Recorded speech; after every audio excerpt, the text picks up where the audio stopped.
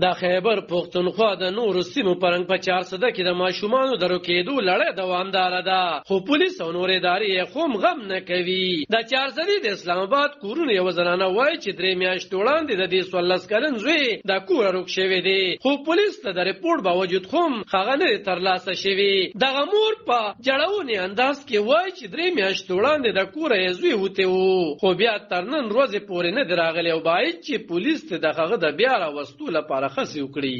ازو زما یو لور سین کې هم تل دادم پیدا نشو او دا ما نه جنده به درکه شو څوک وایي چې دا سوال د پاره چا پټ کړی دی. زه چاته خبره کوم چې د ما زوی روک شوی دی وایي دا سوالګرو پټ کړی دی، سوال پې کوي نشته دوه دا واړه دی یو دا دی یو دی ماښام چې نو موږ وایي جود به راشي.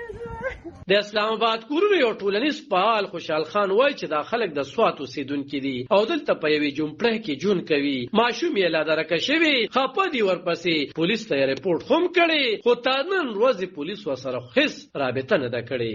د دوی تقریبا دا 3 میاشتې چې دا ماشوم ته بېدره کړی، نو د دې هم په 400 کې هم پټانه کې رپورټ هم وکړو، خو د هغې باوجود هم د دې ماشوم څه پته ونه لګېده. لکه انتهایي زیات غریبانان هم دي او بله دا چې لکه دې د دې کور نه ووته لکه داسې به دې روزانه کړه، نو د هغې نه پس د ده 3 میاشتې وشوه پته ونه لګېده. نو موږ 400 تاڼۍ ته ورغلو، لکه رپورټ هم وکړو، هغوی هم خپل کوشش کوي او بس ووایو ناکامه دي. خو د دې د جړه خو تاسو روزانه وره او ځان روزانه بس دغه فریاد کوي او جاړي مو خپه کېږي مو، نو بس وایو موږ له په خپل ډېره منډې تړلي والي.